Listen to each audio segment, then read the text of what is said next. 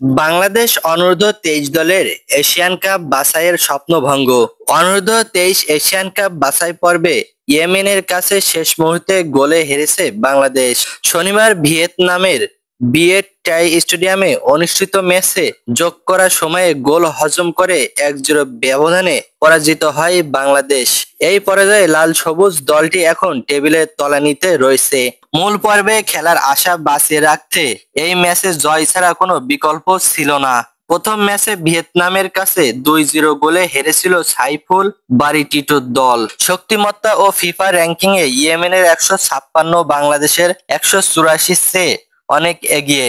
অনূর্ধ্ব-23 পর্যায়ে দুই দল এর আগে মুখোমুখি না হলেও সাম্প্রতিক সময়ে যুব ফুটবলে বাংলাদেশের বিপক্ষে ইয়েমেনের সাফল্য বেশি। 1994 সালে সিনিয়র দলের ম্যাচে 1-0 গোলে জয়টিই ছিল ইয়েমেনের বিপক্ষে বাংলাদেশের একমাত্র জয়।